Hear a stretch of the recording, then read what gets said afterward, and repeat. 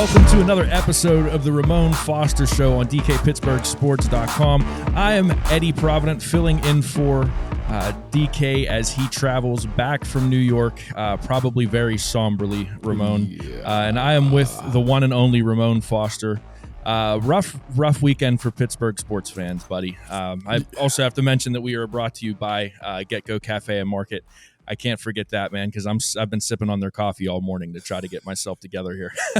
How you been, man? Necessary. I'm good. I saw DK tweeting. I get up early, of course, but I get up to like just straight nonstop tweets from DK, and I'm like, golly, how long was he up, and how intense did it finally get for him, man? It was a long night for the crew at DK Pittsburgh Sports. Let me tell you that, buddy. It was a long night. Yeah, I would tell you what Coach Tomlin also likes to say, Eddie, nobody cares about the labor pains. Just deliver the damn baby. That's right, man. That's right. Ramon, we had rookie camp this weekend. And, you and DK talked a lot about football shape and these rookies having to get into football shape. And you kind of brought up the second-year guys, and that got me thinking, what is when you're a rookie, everyone has that kind of like, okay, it's the honeymoon phase, like, all right, he's a rookie, he's learning, he's trying to figure things out. But now second year, you got guys like Najee Harris and Pat Freiermuth and Kendrick Green and Dan Moore Jr. These dudes are going to be expected to produce a little bit more and be, we talked about leaders on Thursday. They're going to be expected to be a little bit more, playing a little bit more of a leadership role. What's the gap? What's the difference between that rookie season for a player and then that second year season in the NFL? What's the expectations? What's different about that for them? Everything. Absolutely everything. One, you don't have the excuse of school, which that's a huge part as far as getting to the NFL. You don't have that. You have money in your pocket, you have time on your hands, and you're around professionals. So when you're given that first year, it can be a little bit of a shell shock or just like culture shock, whatever you want to call it, big adjustment that you're going to need as far as being necessary to getting adjusted to the league. But when you have that year and you make it to the offseason, you understand, if I watch the veterans and saw what they did, then I'll be all right.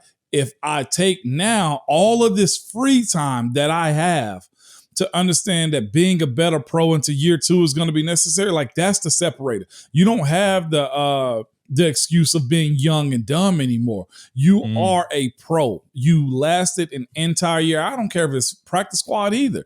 You lasted an entire year. I've seen guys be on practice squad my rookie year and then end up making the 53-man roster the next year, simply because they understood the task at hand. You understand how to work.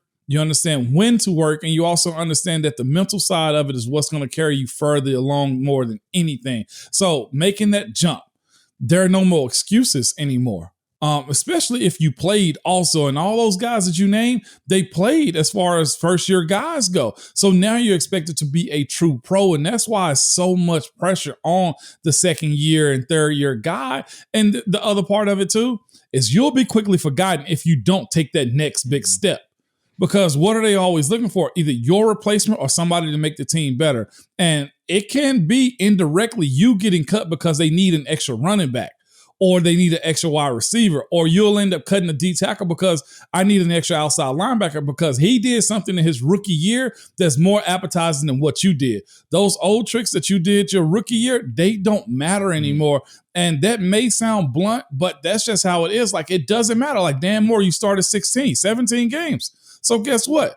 Do it again, but this time let's have less MEs. Let's have less sacks. Let's show that we've gotten better in the run game. Like that right there is where the start of it all begins. Is we've seen your baseline. So now we got to take the step up and just be even more consistent, mentally sharper, and stronger and more physical going into that second year. See, that's an interesting point, the baseline idea, because, the Steelers actually have two players, I think, that are a perfect example of kind of both ends of the spectrum. You've got somebody like Najee Harris, who I think he surpassed all expectations in his rookie year. And so I guess the first question for me would be, how would somebody like Najee Harris,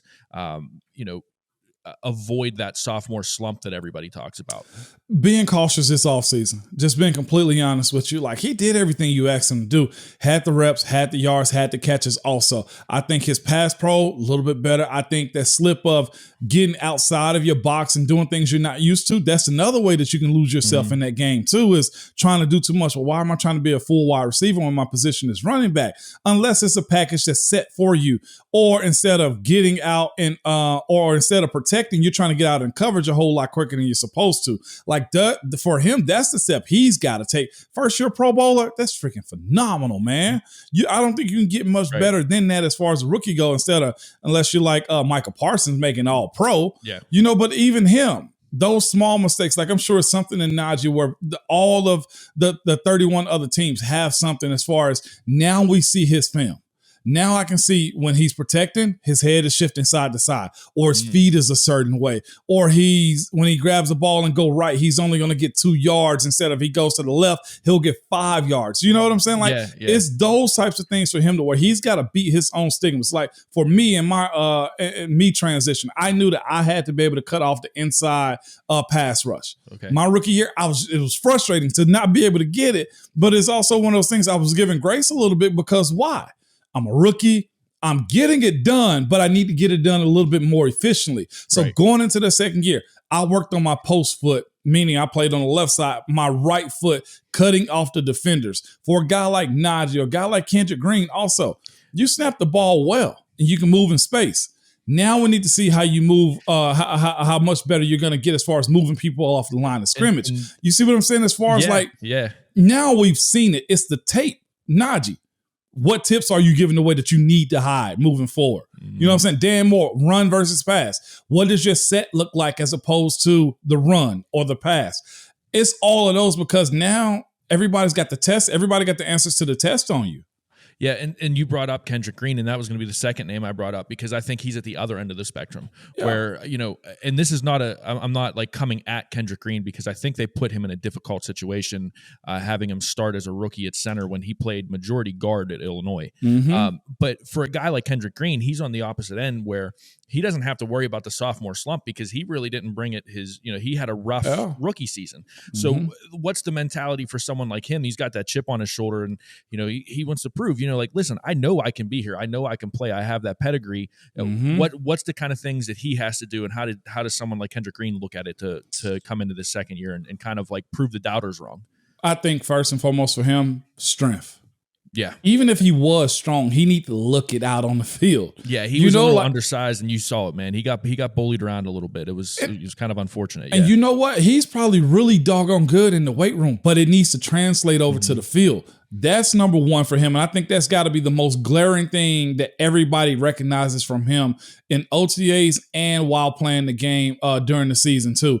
And the other part is fighting that, mentally getting past those critics, us talking about what he should have done and how it wasn't the year that you thought. And look, the luster of you is gone. You're wearing 53. You're the same skin tone as Marquise. No, we don't care about that because it's clear you're not him. So you need to fight that mentally and get over that hump of showing that no matter what y'all think of me, I'm going to be this regardless. And he needs to become the first Kendrick Green as opposed to trying to chase somebody else that wore 53. And I'm not saying he did that, but the pressure of wearing that number directly after Marquise retired and everybody felt how they felt about him as a player. Some big shoes to fill, man. He got to fight that, Eddie. Yeah. And I will say this about Kendrick Green, watching him in training camp last year, he had some fight, man. Like he was aggressive in training camp. And if he can kind of capture what he had there and bottle that up and kind of take that onto the actual playing field and not just the practice field, I think he's going to be a good pro. I really do. This isn't, again, I said this before I brought him up. This isn't me knocking Kendrick Green. This is me just saying, look, it is what it is. That was your performance your rookie year. I'm excited to see him, get into a battle and step it up and see what he brings year two. You know what I mean? So just to say that as far as how important year two is also, before we on our way out on this one, Eddie, is this. A guy that kind of missed the boat in his year two, Chase. And what Chase Claypool? Now, what happens directly after that? You start looking over his shoulder and say, well, he didn't do what we were expecting him to do in year two, so who's after him? Those are the conversations that happen when you miss that jump, whether even more professionally or more production into your year 2. Yep. Ramon, we're going to take a break. When we come back, I want to talk to you about Pittsburgh sports in general, because, we know that saying, when you play Pittsburgh, you play the whole city. And I want to talk about your time in Pittsburgh, because you saw a lot of good hockey and a lot of good baseball during your time in Pittsburgh. So we'll be right back after this break. All right, welcome back to the Ramon Foster Show on DK Pittsburgh Sports Podcast Network YouTube channel. Ramon, last night was tough for me. Not only was I up late because I had to help out DK with the column and get all the stuff done for that, but man, I'm a hockey guy. Like that's my sport. Mario Lemieux was my guy growing up. That was that was my idol growing up. And the Penguins lost a heartbreaker in Game 7. And I know this isn't a hockey show. We're not going to get into breaking down the hockey game. I'll do that with Andy Shirey some other time. But what I want to talk to you about is that idea that when you play Pittsburgh, you play the whole city. We saw Coach Tomlin at one of the Penguin games, one of the first round playoff games. Crowd went absolutely nuts when they showed him. We've seen videos of Ben in the offensive line at Penguins playoff games. When the Pirates made their run, we saw a bunch of Steelers and Penguins at those games. We saw a bunch of Penguins at Steelers playoff games. One of the things that as fans, and I'm only a year into this media thing, so I'm still fresh on that. I love seeing the athletes support each other. For you, what is that camaraderie like, and what is it like to have the backing of like the local baseball team, the local hockey team, and then going and supporting them when they play well? Like what is that? How much more fun does it make it for you as an athlete?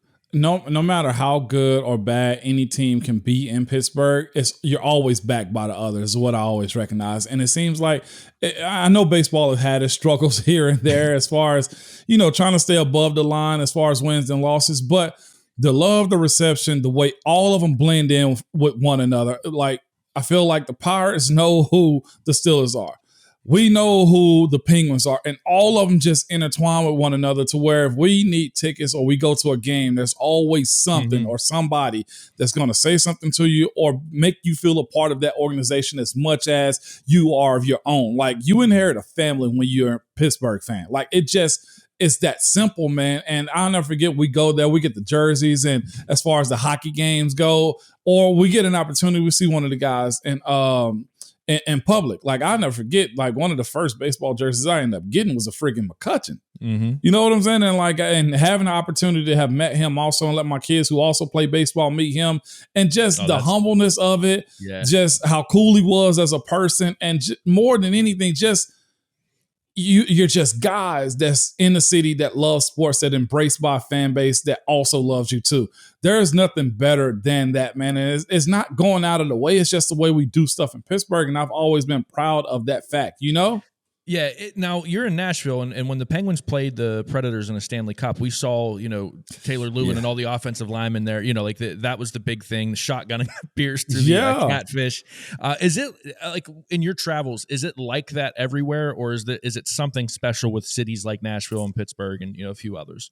I think it's something special in Pittsburgh. Like what the Titans and Penguins have going on here, not the Predators have going on here. I know I can't say that too loud because they hate the Penguins, okay?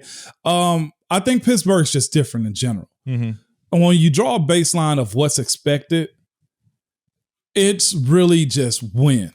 And I always probably reference Kev talking about, well, you did it, now do it again. Like, some people or some fan bases are shocked that they can win. They get mad at the fact that they don't win. Pittsburgh win is like, okay, we'll do it again. If you lose, it's always the next opportunity. That's the way I always look at the way we are as opposed to other organizations. I'm talking about football specifically, and just the city and Pittsburgh in general. Like, no matter what, everybody's going to come out and support the friggin' Pirates. And it's because that hope of winning, not just, what do I want to call it? Not just spite as far as going to see them, but you genuinely want to see that turnover and them win. The Penguins have done their thing. Like, it's behind them. With us in that city, man, it's always the expectation. You don't mention just winning your division. You mention the Super Bowl. They mention the Stanley Cup. The Pirates, they're going to get there at some point, okay? We'll get there, yep. But the base is always loyal and is not overly toxic, It is some toxic, parts of the fan base, but it's not overly toxic as far as expectations, or at least the common sense aspect of it.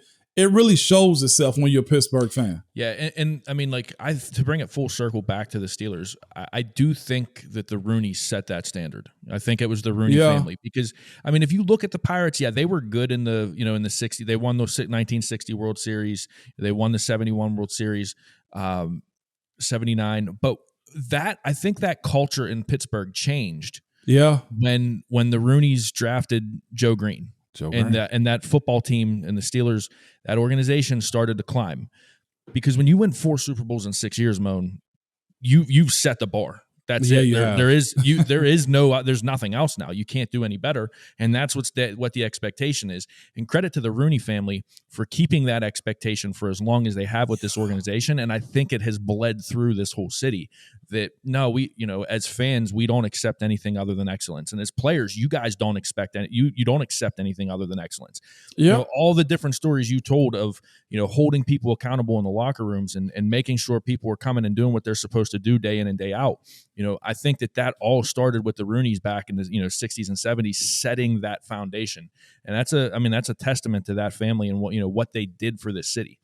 It is, and it's kind of bled, like I said, into the fan base as far as, and I know we're going to be like, we need a Super Bowl, but I think more than anything, since we've had a relatively recent or Stanley Cup, that you kind of say to yourself, I know it's hard. I feel like we have that type of common sense. Like, I know it's hard. Would the Steelers love to win a Super Bowl? You doggone right. You know what I'm saying? But the understanding of what the game entails and how the business has to move and shift and what's necessary to actually win. I know the biggest frustration probably came for us during the times that we just couldn't get past New England.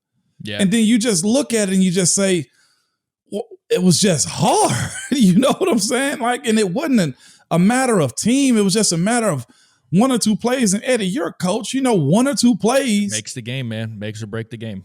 And that's, where do you find it? To end in a tie? To you know what I'm saying? It wasn't like we cracked the folded, but when you got 11 people on the field trying to do the exact same thing, there's going to be 1 or 2 plays. And I think that's where football is very unique. And I love the understanding of the fan base to be like, as long as we're above the line, we got a shot. And that's all you really want as a fan base or as an organization.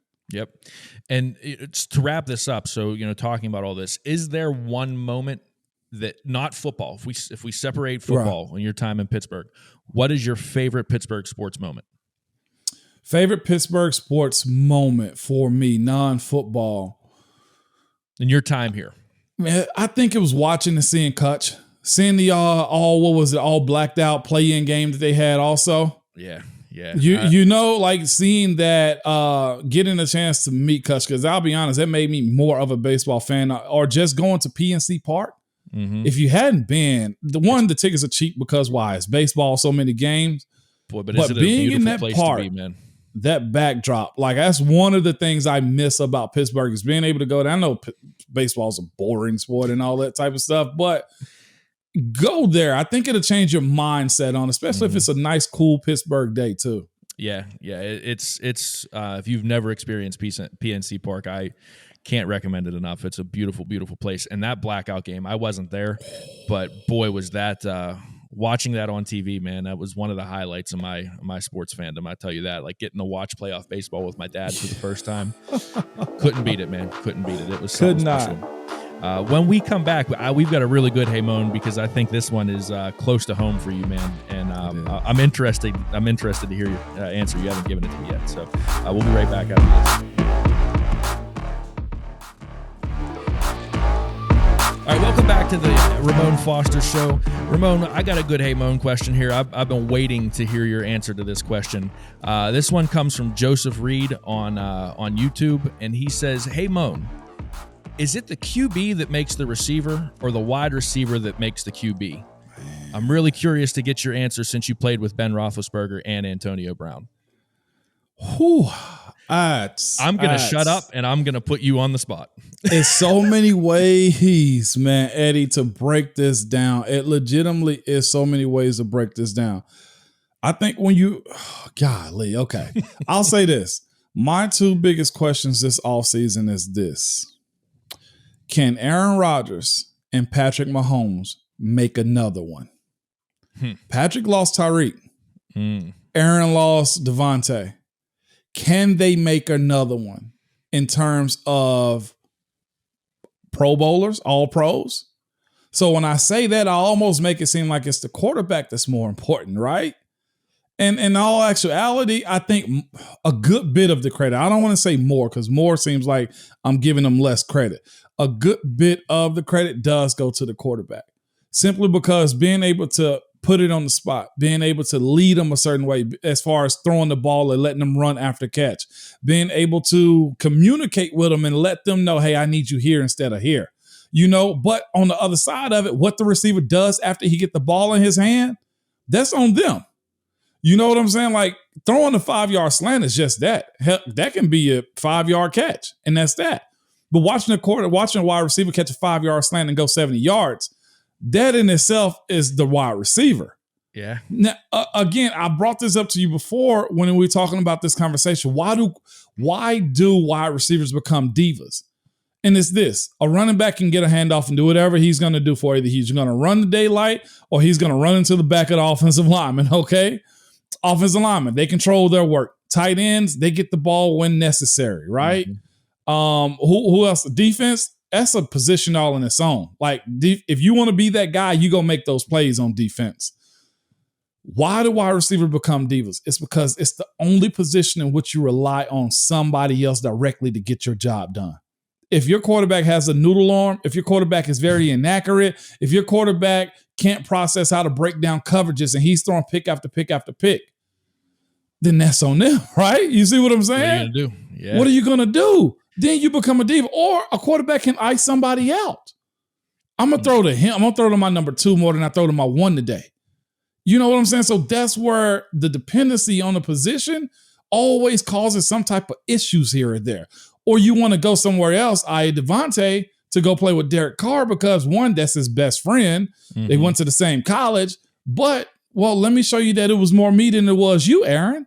Yeah. It's those types of things. Now, the talent in itself is always inside of the wide receiver, but you do have to have that quarterback that can make it happen. See, I have a theory on this, and it's a little all over the place. I think a good quarterback can make a great wide receiver. Yeah. But I think a great wide receiver can make an elite quarterback. And here's my point with that.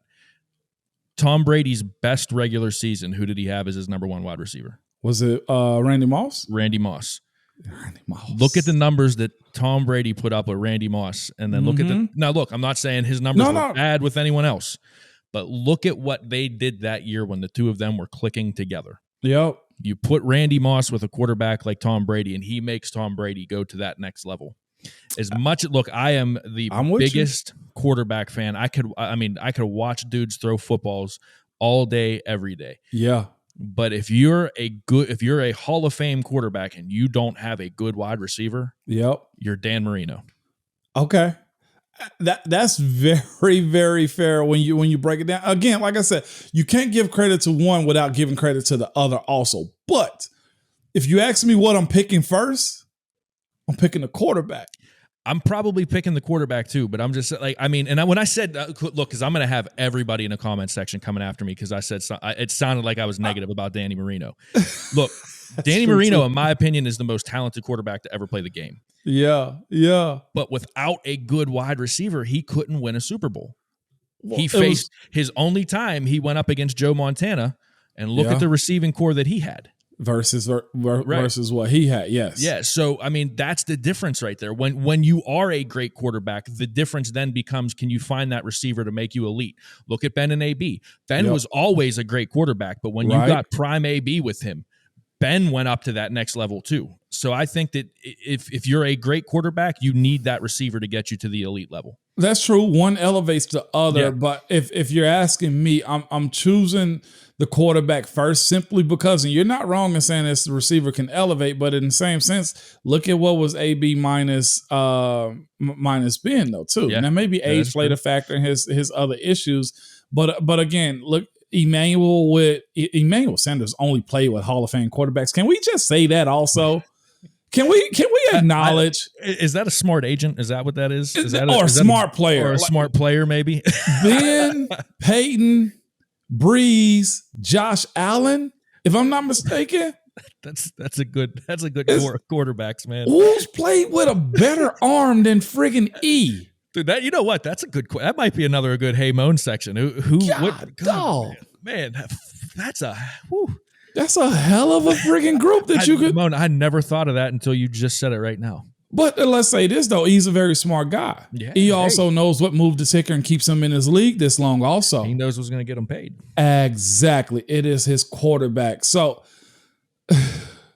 5-yard slant going 70. That's the wide receiver. Mm-hmm. But being able to dice apart a defense with a wide receiver that you're, on the same page with, I think that goes towards the quarterback. Yeah, like I said, at the end of the day, if you give me, first overall pick and I'm taking the best receiver or the best quarterback, I'm taking the best quarterback because I think that makes your whole team better. I mean, let's look at this also. What are they trying? Well, to your point though, this is your point. I was about to make it for you. What did Miami do this offseason to try to protect their quarterback? Tyreek Hill.